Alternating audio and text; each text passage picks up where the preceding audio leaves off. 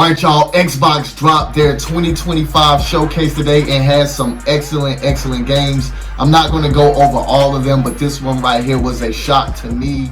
I am not a huge fan of this IP right here, but it definitely caught my eye. Just that right there. As soon as I seen that, I was like, yo, what is this, man? So once the guy went through the truck right here, I was still trying to put two and two together. Couldn't come up with it, but I had finally seen this right here and I was like, okay, it is Invincible. I'm familiar with Omni, man. I'm familiar with Invincible. Like I said, I've never watched a single episode, but I know these characters, and this game right here looks like it is going to be fantastic. 2026 is going to be the year of the fighting game, man. I already did a review of the trailer for Marvel Token Fighting Souls, and this right here is going to be right up there with it. Now the other one is PlayStation exclusive. It will be on PC. This right here will be multi-platform.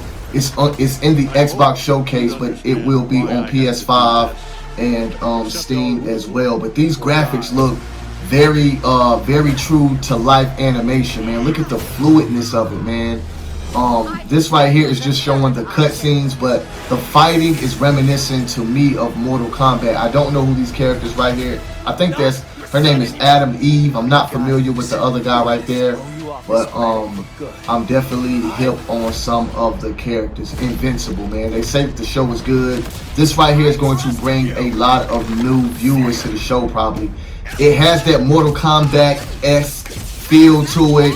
The sound effects and just the motion of it, the juggle system definitely reminds me of Mortal Kombat. But nonetheless, it looks brutal, man. Look at all the blood splatter, and just the moveset does look pretty dope. Not on the level of the Marvel Token Fighters, but this right here will be 3v3. I think it's going to be an excellent substitute for guys who are not able to play the Marvel game on Xbox, excuse me. But enough of Marvel. This right here definitely looks fire, man. The graphics, okay. It looks more like previous gen. Maybe this could have came out on PS4, but it may be the movement of it is probably what makes this a next gen experience. I am running the Series S right here. I do not have the X, but hopefully this bad boy right here can keep up with these new games that are dropping. Alright, I did want to cover something else too. This right here definitely look like it is going to be a game changer. The handheld Xbox to compete with the Steam Deck and the PlayStation Portable, as well as the Switch 2, man. Not the PlayStation Portable, the PlayStation Portal.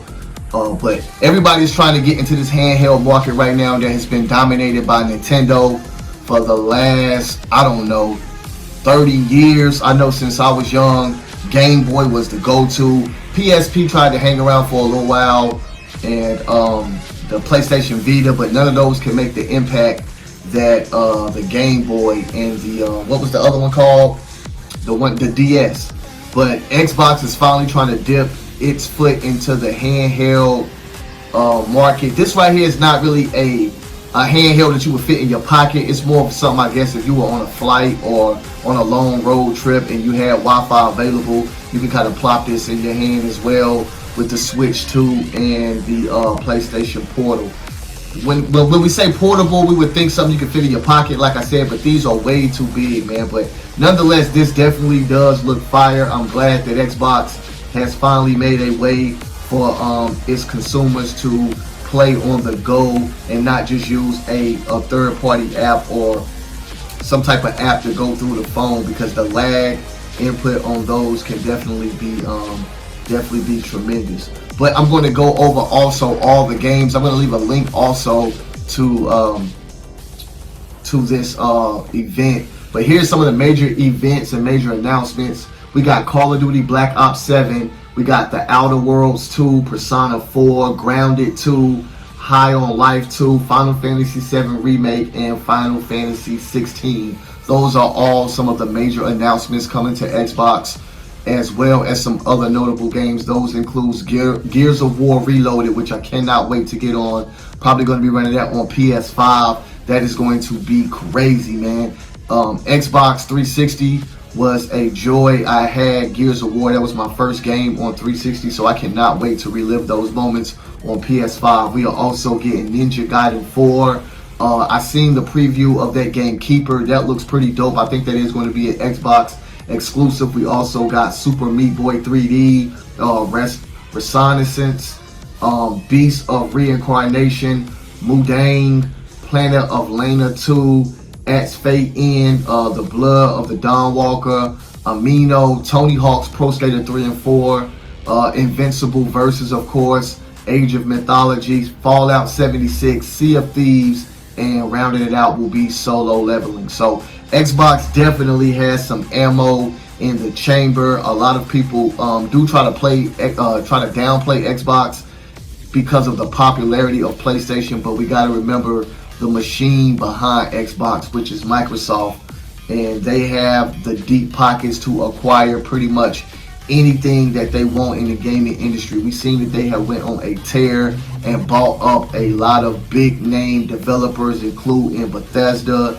Activision. Y'all already know the story on that, but that just goes to show you how serious and how determined Microsoft is to leave their footprint in the gaming industry, and the way that they are gaining momentum.